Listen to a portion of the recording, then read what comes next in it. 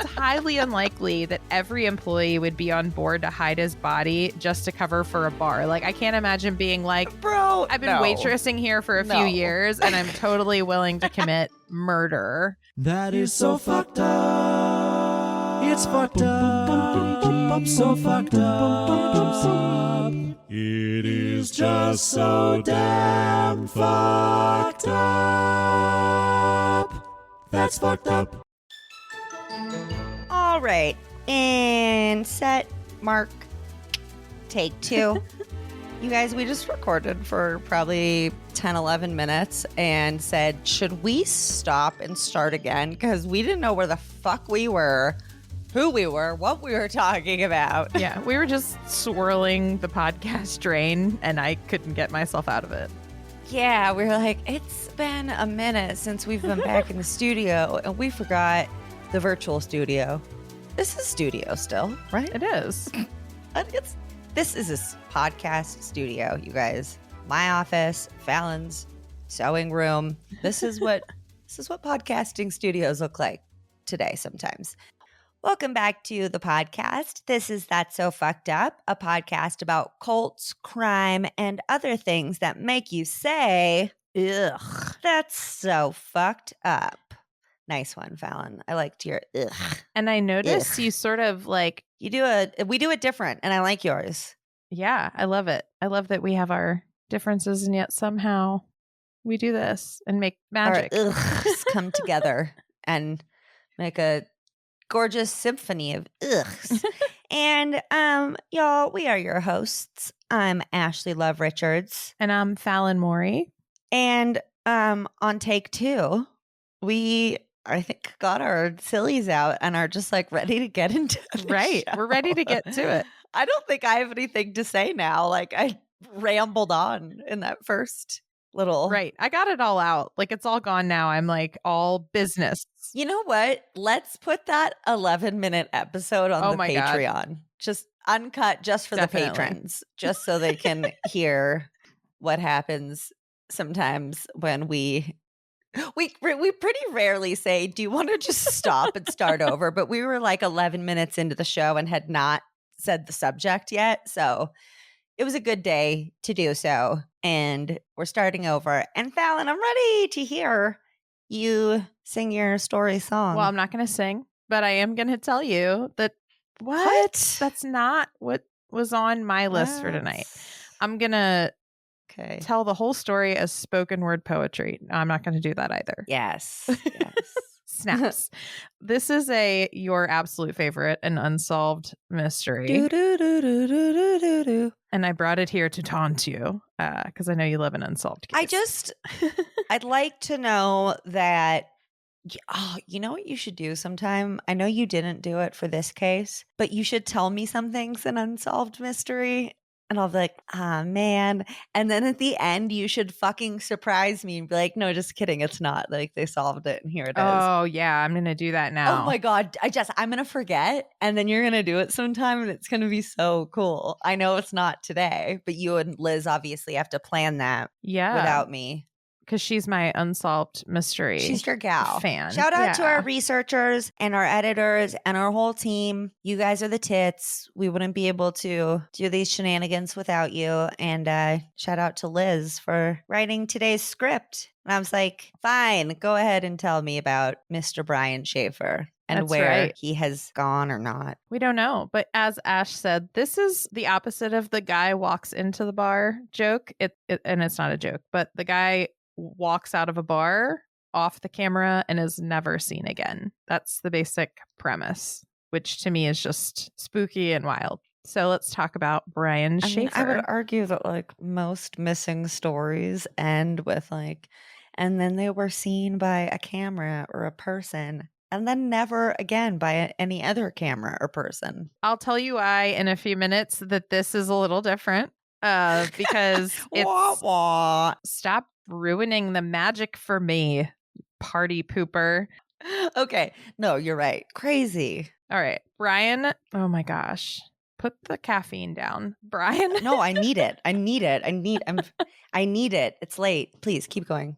So Brian Randall Shaffer was born in February of 1979. He was 27 years old when he went missing, and he was the oldest of two boys. His parents' names were Randy and Renee Shaffer, and they were, from what it seems like, a pretty tight family. He grew up in a town called Pickerington, Ohio, which is located right outside of Columbus. And Columbus is sort of where our story takes place. Wait, his name is Brian or Randall? His middle name is Randall. Brian Randall Shaffer. Okay. I was like, wait, and we got a Randy in here? Okay. I'm with you now. You better not be looking at my notes. I'm not. No, I got confused by the Randall and the Randy and the Brian. Oh, I was like, I didn't say Randy, but I just did. Yeah, but no, I swear. Don't gaslight me, okay? Yeah, gaslight myself. I'm not looking at your notes. I promise. I'm listening tentatively. So attentively. Sorry, that was you guys, weird. we're trying so fucking hard to stay on track right now. Like our team ADD is not okay. Yeah, it's rough right now. Okay, go. So Brian was a smarty pants. He was a second-year medical student. He'd been at Ohio State University. I'm sorry, my husband also went there, and they call it the Ohio State University. The is the Ohio State University. Correct. I like that. I like when people put the in front of things where it's unnecessary. Everybody who went to Ohio State that's listening to this is like, boo. No, I'm not attached. being sarcastic. Oh, Oh, you guys, my fucking sarcasm and shit is so intense that's why I feel like I have to clarify sometimes, because sometimes I'm being fully sincere, but my sincere and my sarcastic can look and sound the same, I guess.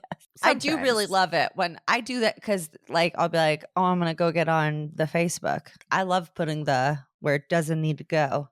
So anyway, Brian got his undergrad degree in microbiology from Ohio State as well, which sounds impossibly hard. And then after he got his degree, he transferred to their College of Medicine in 2004. And he was really interested in medicine, but he'd also told all of his friends that his real dream was to start a band that played music similar in style to Jimmy Buffett. He was a very cool guy, liked a relaxed tropical atmosphere kind of vibe. That's so interesting. I didn't know that Jimmy Buffett had a genre. I just kind of thought he was Jimmy Buffett. What is that genre? Tropical? I don't know.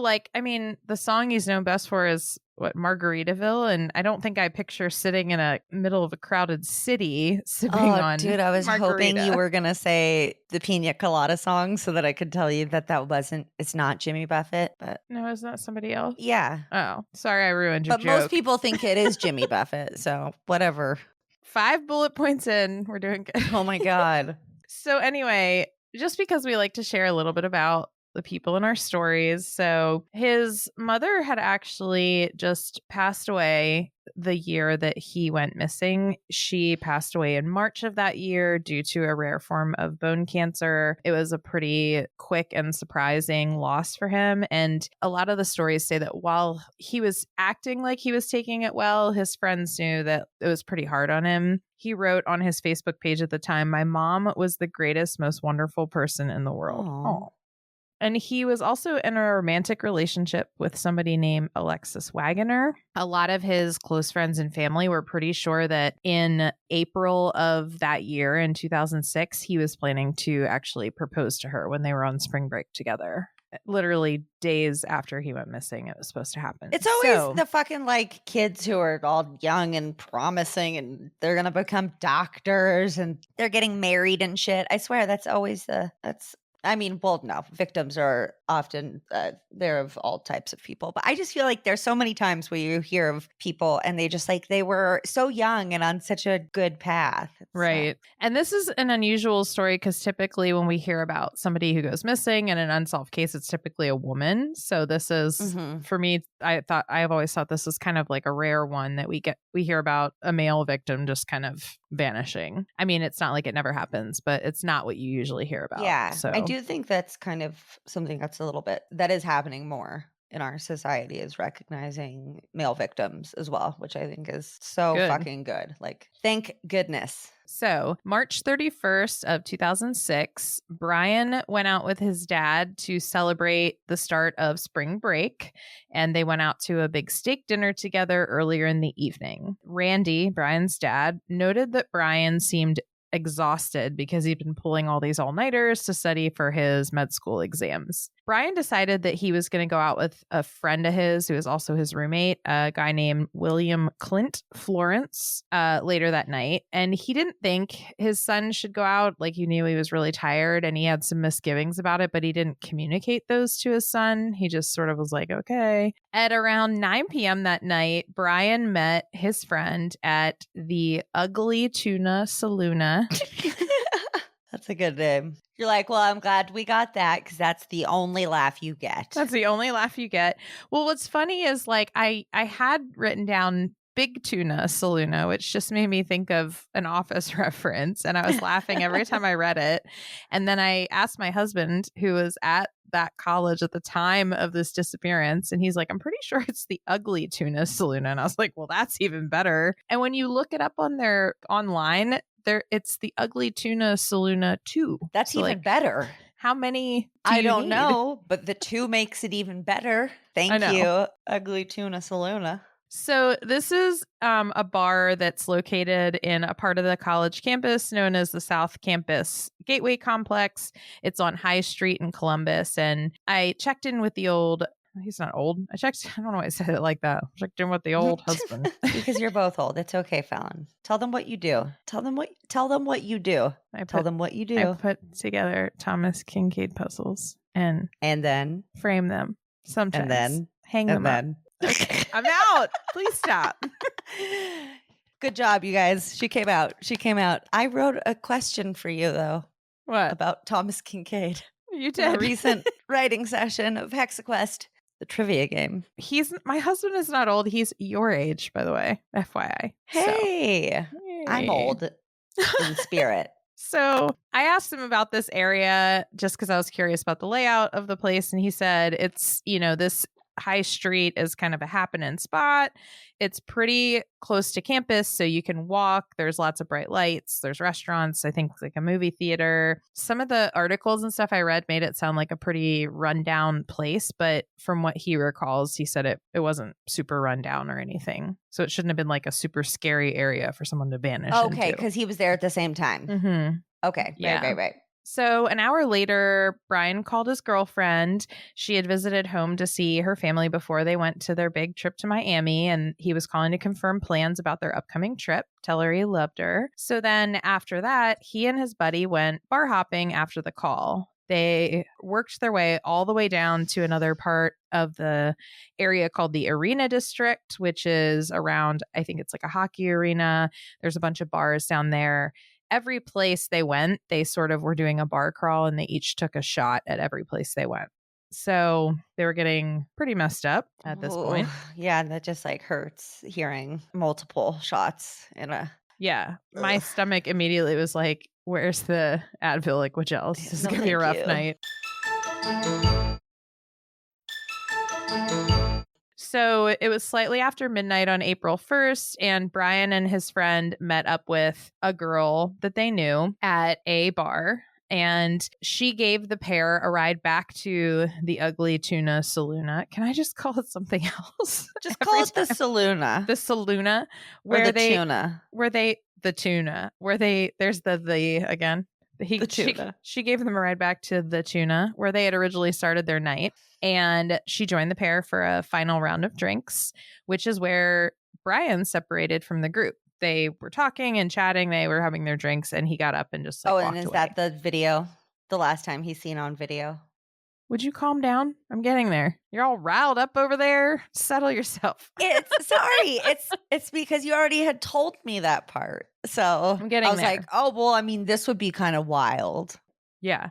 Okay. Well, I'm guessed sorry. it. I'm done. Mic drop. I'm leaving. No, I'm just kidding. So the two tried to find him for a little while. They were calling his phone. They couldn't get an answer. And the bar closed at 2. So they ended up having to leave when everyone else did. But Shaffer was not a part of the crowd leaving that night. And that's been verified. So when they couldn't find him, they were like, okay, he peaced out and went back to his apartment. It's not that far away. Like, he's just at home sleeping it off. He was supposed to get on a plane just a few days later to go to Miami. He doesn't say anything yet. Not yet.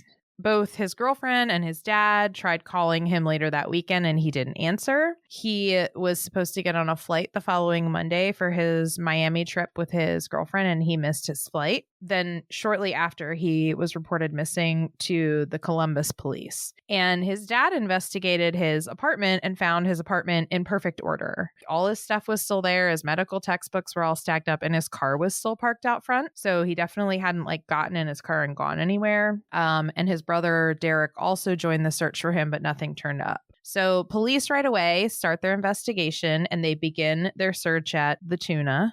And the area around this is what some of the articles said, which is the area around where that bar was known for having a crime rate. So most of the bars had some sort of security cameras installed out front just for security purposes. And the police were able to review the footage and they found the footage of Brian and his two friends going into the bar's main entrance around 1:15. And then the next time you see Brian, he is on the security camera footage around 1:55 a.m. He's talking to three women. He says goodbye. He walks off the camera and then he's gone. 5 minutes later, the bar closes and empties. And he is not with the people leaving the bar. He wasn't that far ahead of anyone to have been like gone. It's not like he was gone for an hour before his friends left looking for him. Like it was 5 minutes. That's why it's so weird. So he just walked away from his friends. Then he was seen on camera talking to a few girls outside and then walking away from them. And then the bar closes and he's gone, nowhere to be found. He just poof, which is weird because you would think like people are 5 minutes behind him. Like someone would see him walking home or like unless something happened to him. Right. Because it's probably like because is he like in a college area? Yeah, there's other bars on the street. There's lots of people It's around. the beginning of spring break. It's like the last day of finals. So spring break is just starting. And so there's probably kids out milling around. But okay. And nobody saw him. So police recognized that there are many possible explanations as to what happened to him. You know, there were some that sound sort of like what would happen in a cartoon. Like he could have switched his clothes out and put a hat on and kept his head down. But, you know, like what would be the purpose of that? Right. Because he's doing well. Yeah. He's going to be a doctor. He's going to propose to his girlfriend. He doesn't have any reason to try to disappear. Right, that we know of. So one theory was, okay, while they're investigating is he might have simply been missed by all the cameras. One was like manually panned around by security and one was constantly, you know, moving back and forth across the area. So maybe he just did come out of the bar, but he just got missed. There are some other articles that say he could have left the building a different way, but because there was a back entrance to the bar. However, it's unlikely because that back entrance at the time emptied into a construction zone. So wandering around, like stumbling around that area after having that much to drink would have been pretty. I was going to ask, how drunk was he? Do you know? I think they assume pretty drunk because he and his friend went to like several bars and they had a hard liquor shot at every bar. So they had several shots of hard and then liquor. A drink when they got to the final bar. And I don't know if he had drinks with his dad before he went out for the night. So, and they started at 9 p.m. and they were still going at 1. So that's pretty intense. Okay. Yeah. So he's probably shit canned. Like not victim blaming at all. No. Just trying to figure out what exactly is happening. And likely he's very intoxicated, which makes any situation far more dangerous for anyone. So it would have been a pretty dangerous night for him to be wandering around by himself, even if he knew the area. So after the police investigate the Tuna, they go to the next door businesses on the same street and ask to see their security camera footage. All the cameras at the 3 neighboring locations don't show him at all. So like he steps out of view of one, but doesn't get picked up by any of the other ones. I don't know like how in proximity the cameras reach to each other, but you know, it's pretty weird that, you know, unless you're the last building on the whole street. So he could have gone out the back, but it would have been like a crazy construction site. Yeah, there's some construction going on. So the police step up their search and they pair officers with police dogs. They look closely at the street. They look through all the dumpsters and waste containers. They talk to residents and people who were out that night. So the school starts to, get the public involved. They hang up flyers in the area and they post widely throughout the state. They show a picture of the tattoo that was on his upper right arm, which was a stick figure logo from the single of Alive by Pearl Jam. And they noted that he had a distinctive fleck on one of his irises, but I rarely get close enough to someone on the street to investigate the irises of their eyes. So I feel like that would have been a harder one to catch.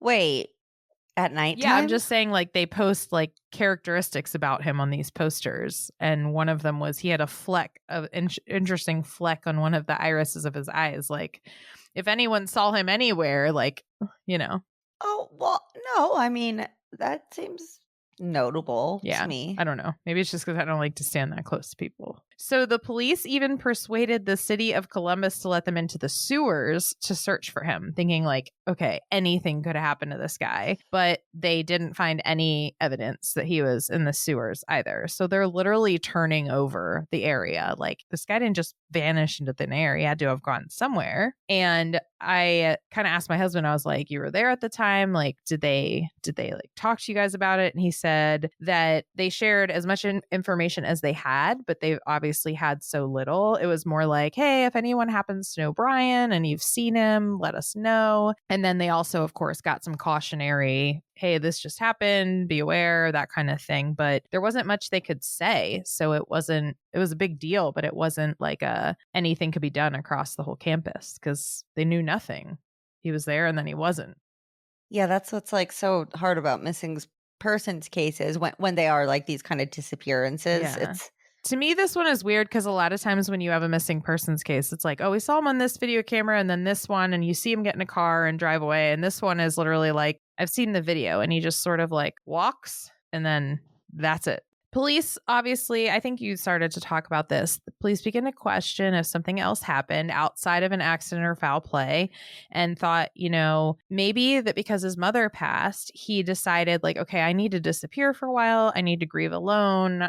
I need to be on my own for a little bit. But he had just confirmed his trip with his girlfriend. So that would have been odd timing. And then his family has always insisted that there was no motive to like fake a disappearance, right? He had significant life plans set up. He had a bright future ahead of him career-wise. Like, it would have been really out of character and really weird for him to have done that. Right. And I'm guessing the backs of the buildings and like the construction site and everything was obviously they searched really everything. Thoroughly. They were in like all the dumpsters, all the waste receptacles. Because I'm just like, well, what if he had like some sort of accident? What if there was like cement and he fell into it or something? But like, it could have been a very... I want to know the extent of the construction behind, but I'm guessing it was searched well. This is the one case where it sounds like, the police did an extremely thorough job of turning over every rock looking for this guy. So everyone who saw him that night was asked to take a lie detector test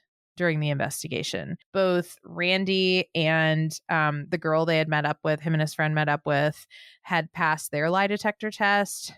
Everyone else who he was close to also passed the lie detector test. His friend refused to take a lie detector test. The friend that he was out with all night. What? Yeah. Curious. Okay. Though, I don't know if I would take a lie detector test either. That shit is it's not good science.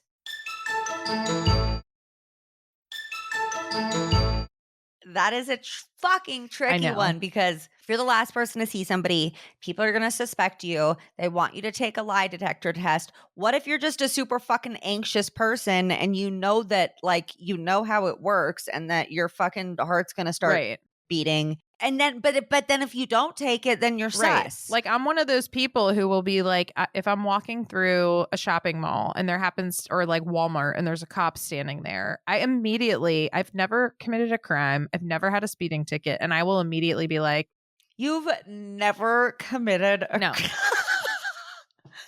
But my point is, like, I am so anxious that if I see like the police officer that walks around our Walmart, I'll be like, he's on to me. And I was like, he's on to what? I've never done anything, but like, I get all nervous. Like, he's going to find out about something I didn't even know I did. Like, so I could see why. You're like, I'm unknowingly breaking some sort of law. What if one of my sons threw a rotisserie chicken in my purse or something. And I didn't know, I'm always so paranoid. So I agree with you. Okay, but do you speed? You No. speed. Or do you just always go the speed limit?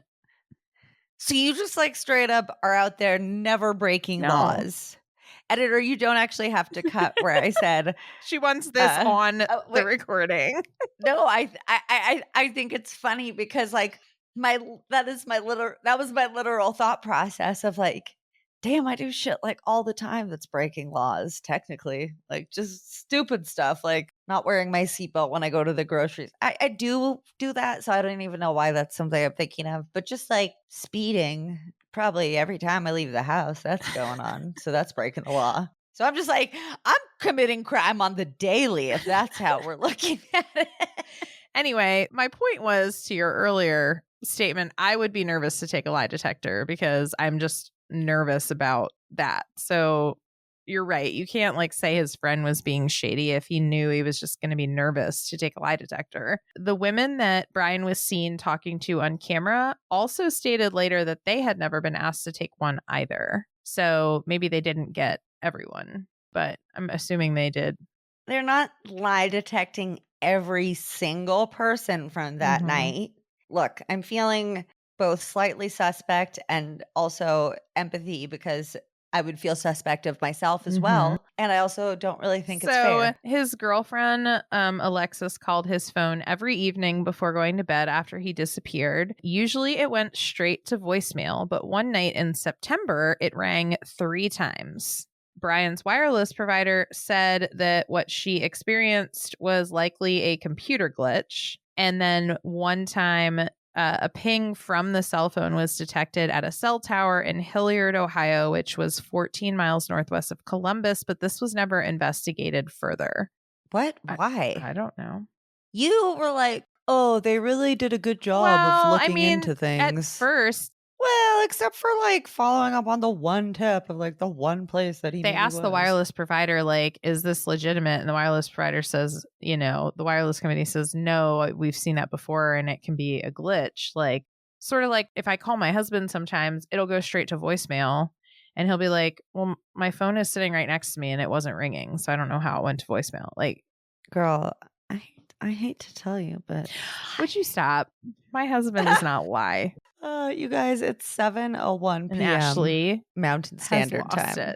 I've lost my mind. The police received a lot of tips, but none resulted in any breakthroughs. At a Pearl Jam concert in Cincinnati, the lead singer of Pearl Jam, Eddie Vedder, if you didn't know, took the time to ask for tips in Brian's disappearance between their songs. So they actually kind of tried to rally the crowd, like, hey, if you know anything.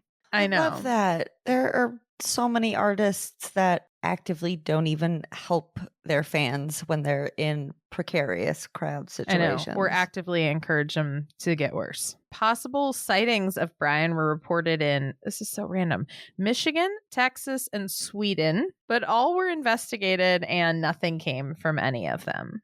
Brian's father had never stopped looking for his son. He contacted a psychic and was told that his son's body was in water near a bridge pier. So he and Brian's brother, along with some other helpers, spent most of their free time along the shores of the Olentangy River looking for Brian, but never found him. Dude, fuck psychics in these situations who are like, oh, like to declare to people that I know where your child is. Like, no, I'm sorry. You know what? Actually, Fallon, if you know of any cases that have legitimately been solved by a psychic, I would love to know. No, actually, it's usually the opposite. I totally think we should do an episode on psychic fraud in cases because it's crazy. Yeah, that's fucking crazy, man. I've never heard of a psychic solving a case, yet people, of course, in these acts of desperation looking for a loved one will turn to anything.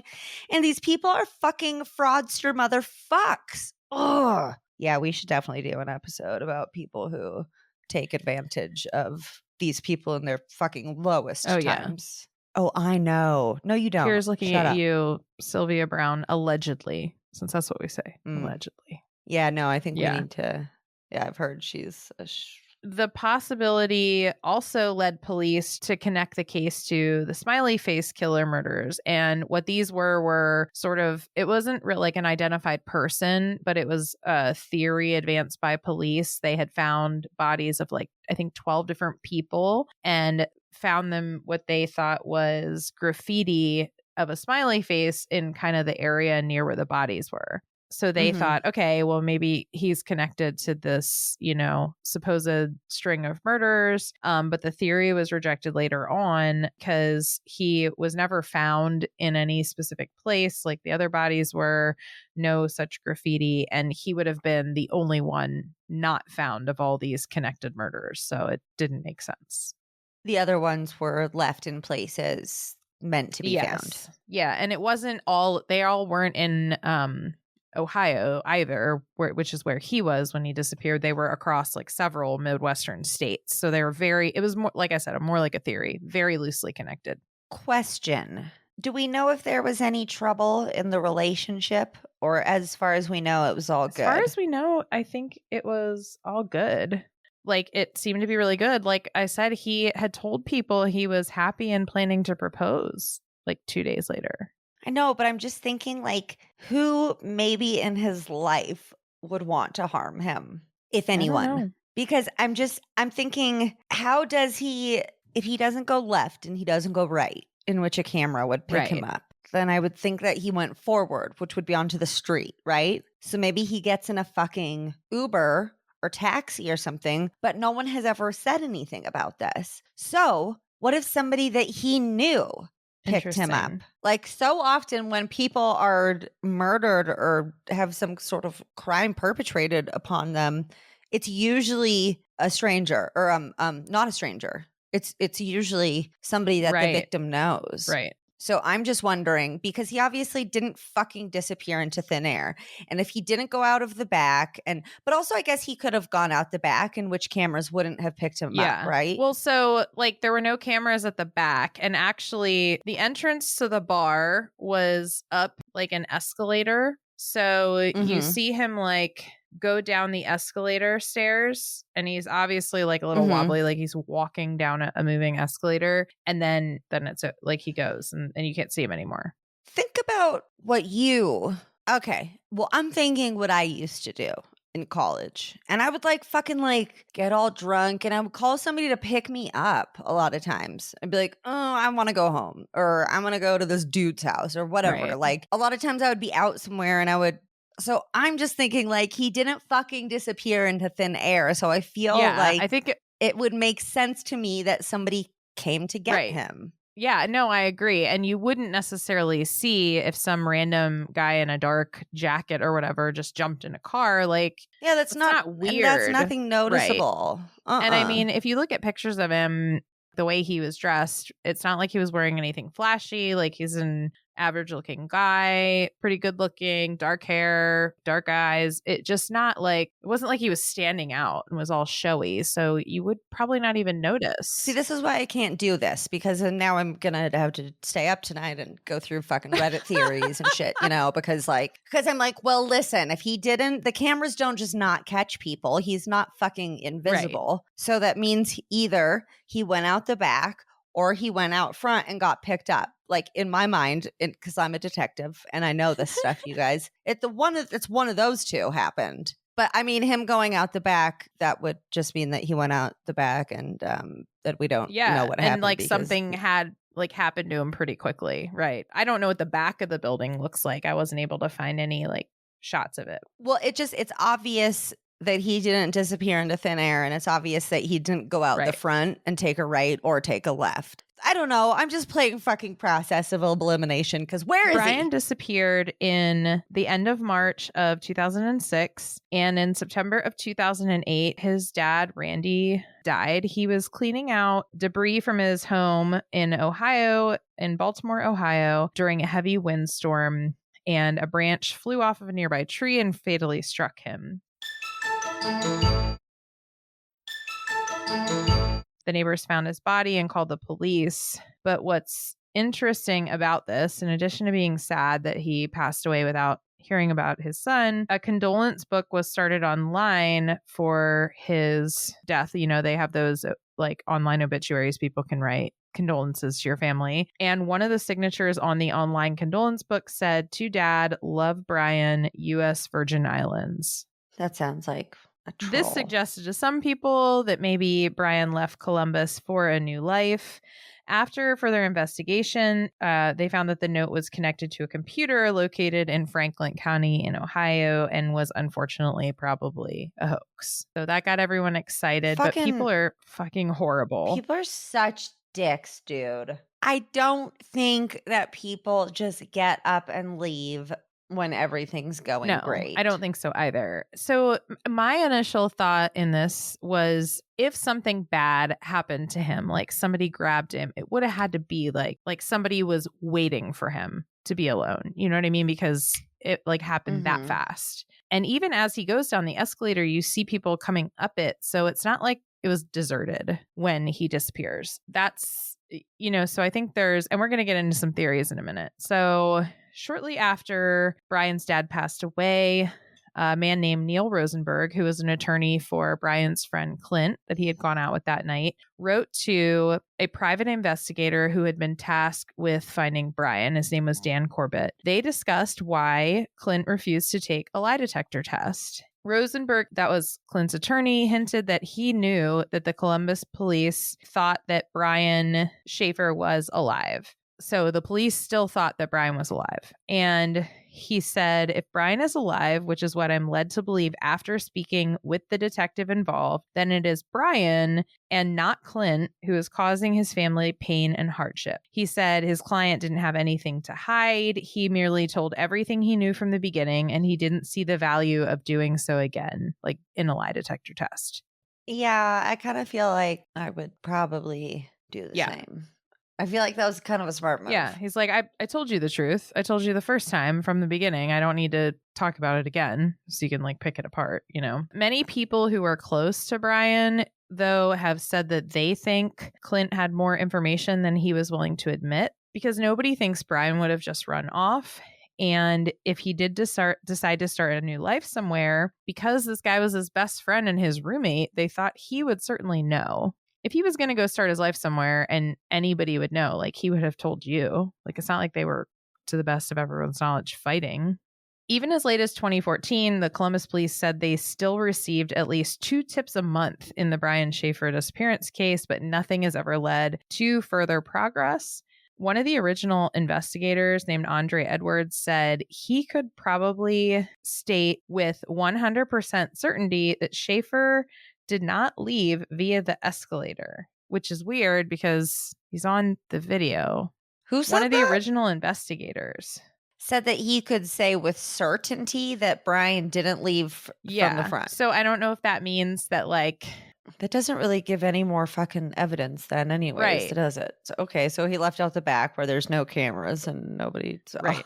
There were some false starts. In 2019, there was an image of a homeless man in Tijuana, Mexico that started trending online, and he looked a lot like Brian. The FBI scanned it for facial recognition analysis and ruled him out as the identity. In March of 2021, the Ohio Bureau of Criminal Investigation released an age-progressed image of what he might look like at his current age, which would have been 42. And his stuff has all been inactive since he disappeared. So credit cards, bank accounts, and cell phone, all completely inactive for years. At some point, Central Ohio Crime Stoppers offered a $100,000 reward for anyone who was able to find him. So some theories. Some theories, which we sort of already talked about, was he got lost or hurt in the construction site.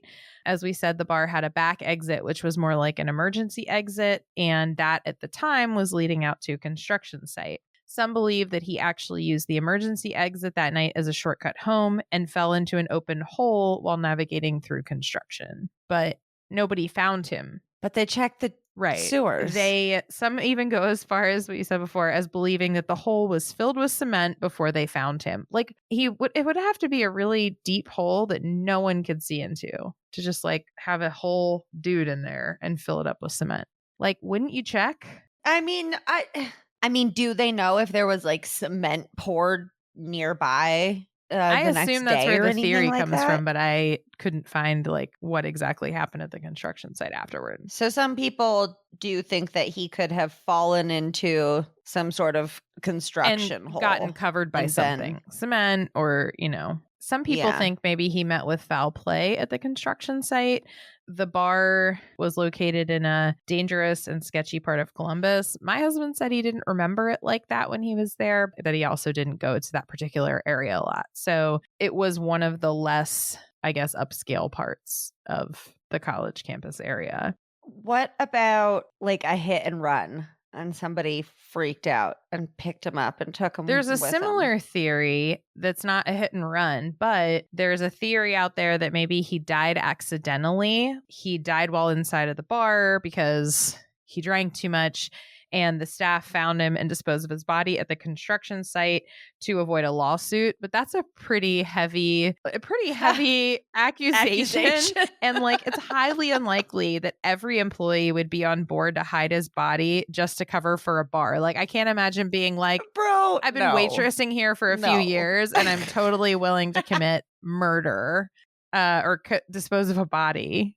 Look, I'm not trying to let this team go down, you guys. That's pretty intense. Some people suspect or have put out there that maybe he died by suicide. People note that the cell phone ping in another part of Ohio was suspicious, and they think it could have been him turning his phone on one more time before he died, but there is no hard evidence out there to support this, and people probably would have found him. And his parents and his family and stuff haven't mentioned any mental illness, mental health issues, no prior breaks or anything. Like he's a med student under severe stress. Right. Yeah, that was it. Like he was very stressed out. So that was the other theory, is like maybe he just was like too much. So he started a new life. Like, my mom passed away. I'm going to be a doctor, but I'm under all this pressure. I really want to be a musician, and that's not something I'm accomplishing. Kind of like he would have maybe in this case wanted a complete reset to follow what he wanted to do. But it was really highly unlikely considering how well he was doing in school. You have to be invested in what you're doing to do well at it, right? Like you can't just be like, oh, I don't really like school, so I'm not going to do it, and then do well in medical school. Like you have to be participating. And he had several future plans already in motion that he seemed to be really looking forward to. So this theory is like, I got stressed out and started over, but it seems a really fucking weird time to do it. Like, let me put my master plan into action, right? But let me take 20 shots first and then pull off this daring cover up. No, I mean, because like I could see somebody deciding to go out one last time with some friends, one last hurrah. They need to get the courage to do something that severe. But also, yeah, my thought is that if that's what happened, then I think that he would have been found, unless there was like a fucking deep ass lake nearby that nobody's talking about. I think there's a body of water. I don't know on the Ohio Fallon, State but campus. I don't like this.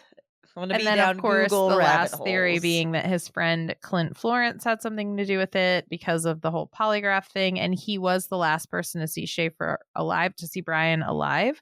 But to me, that one doesn't hold water for that reason either, because Clint wasn't the last person. He was with another friend, and they were both with Brian. So it's not like she left and then it was the two of them and there was nefarious deeds. Like, he was with 3 people at the very end, and then he left. So like, unless some weirdness happened where one of them got left, and it just doesn't make sense for the reasons stated.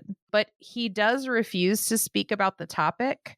Any and all questions need to be directed towards his lawyer years after the case. But I kind of don't blame him, because I'm sure he gets questioned constantly. And after a while, that would also wear you down. I think also, assuming that he's innocent, like, that was his best friend and his roommate. Like, it would be fucking sad to lose that person. Oh, absolutely. And then to have all these fucking like internet sleuths being like, oh, this guy did it, and having all of that coming at you, and just be like, you know what, you can direct that Brian's somewhere dad else, actually thanks. sort of left behind a little bit of a legacy.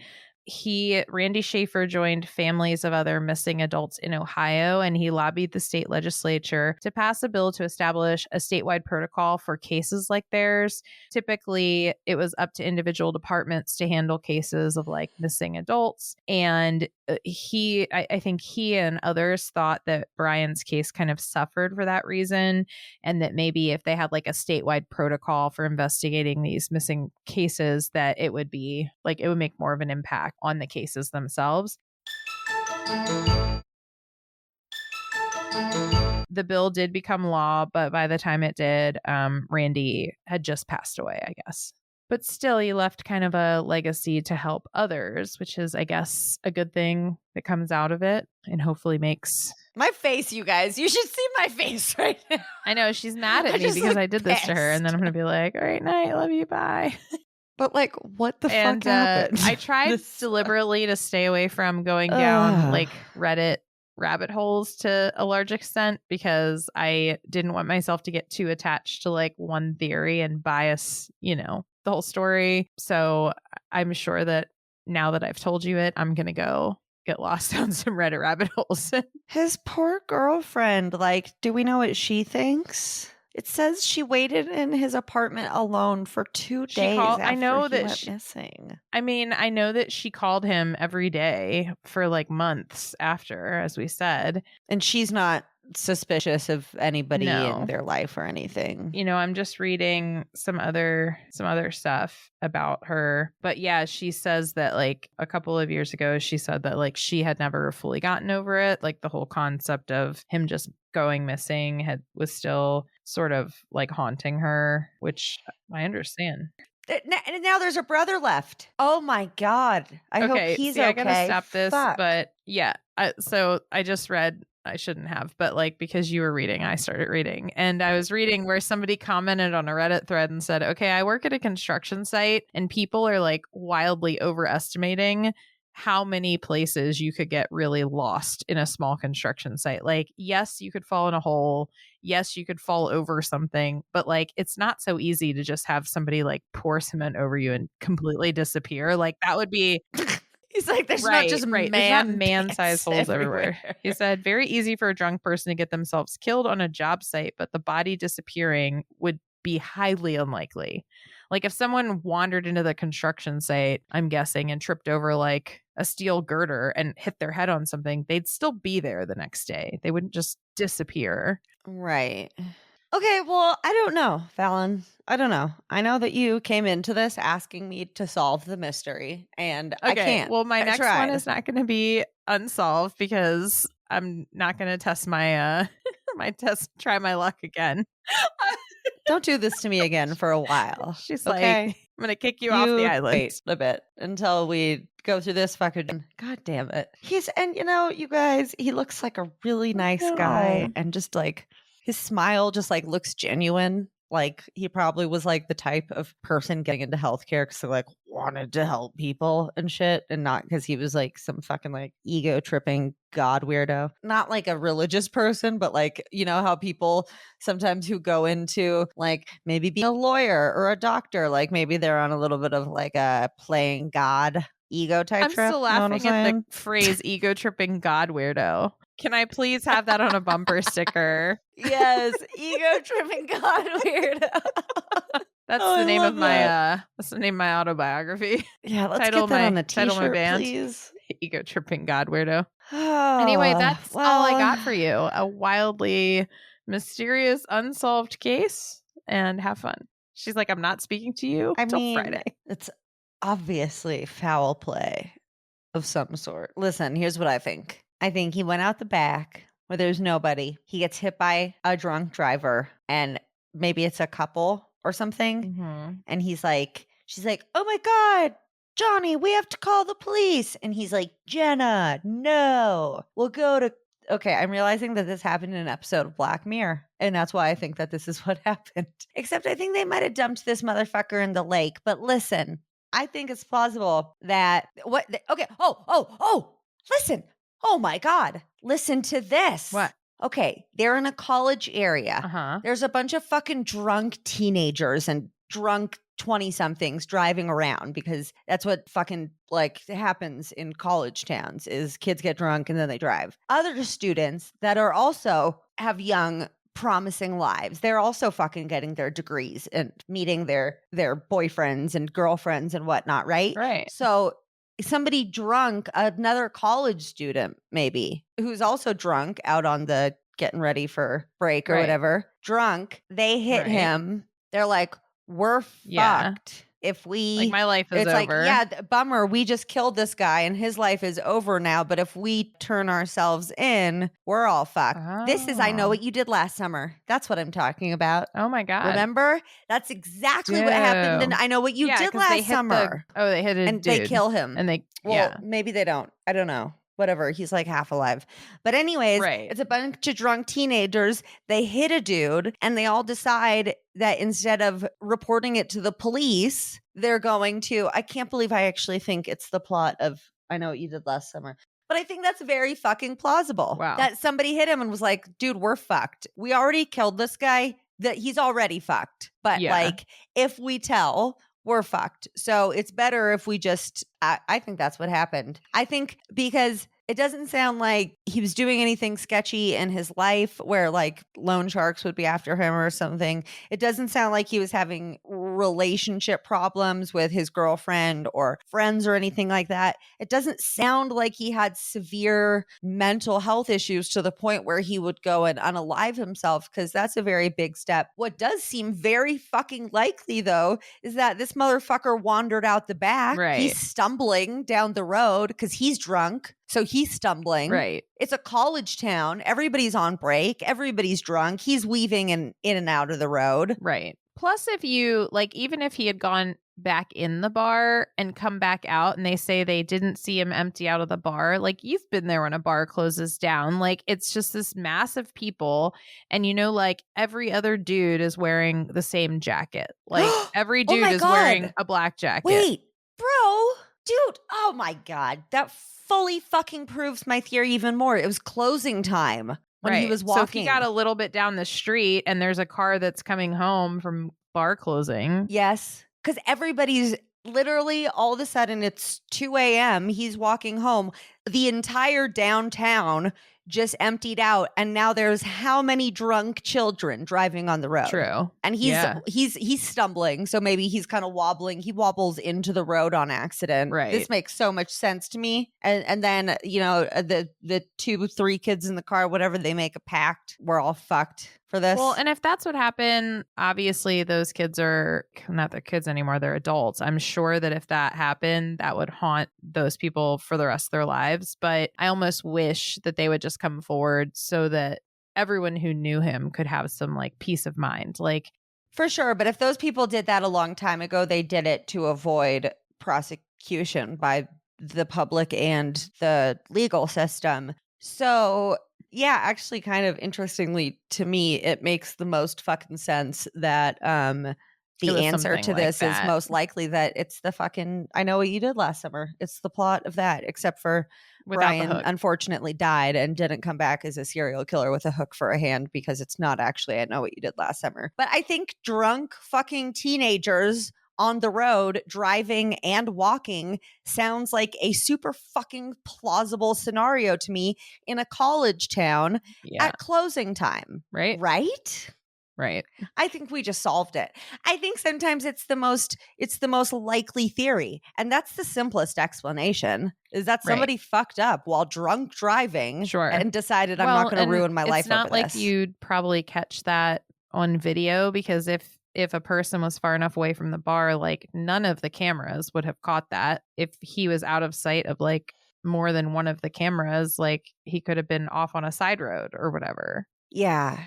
It could have been a lot of things. It makes so much sense to me that it would be like some sort of drinking accident. It's just drinking's really dangerous. It is, like, whether you're the person who, like, even him walking home super drunk is dangerous, because like you fucking stumble around and shit when you're drunk. I actually, because at first I was definitely like, well, it's always somebody they know. And I was like thinking all these like nefarious things, but it just doesn't sound like him unaliving himself or someone in his life doing something really nefarious. doesn't sound super likely to me. And he obviously didn't disappear into thin air. He didn't fall down a fucking manhole and get covered. Like, these are all like really or maybe he fucking moved to Mexico and started a new life. These are all like these like really wild theories when it really just kind of makes the most sense that this was probably a fucking accident out of drinking, that some people decided somebody's life is already over. We're not fucking gonna ruin ours too. These are a bunch of college kids, so they're driving drunk and they're in college and they have their lives ahead of them. It makes sense, not that it's right, but it would make sense that they'd say, fuck, I'm 19 or whatever. I'm 24. I'm not going to jail for the rest of my life because I'm a stupid kid that just got into a drunk driving accident. I feel like, it just seems, I don't know. It just makes sense to me. And I need a conclusion, I think, is the thing too. So I think I had to come up with one for myself. And I feel pretty good about it. I'm very happy. So listen, I guess if you need me to solve crime, I guess I can try to be the world's open to that. Most because I kind of feel really like I just nailed that. I'm not even kidding. Like, I really feel like case closed, dude. Like, I mean, it's not provable, right? But like, I think that's what happened. Well, thanks for being here, everybody. Well, I like had a very love-hate relationship with that. I just hated it fully for the first like half an hour. And then I was like, no, I'm really into this because like what's going on? And I was like, but I really hate this because we don't know. And now I feel kind of better because I agree with you.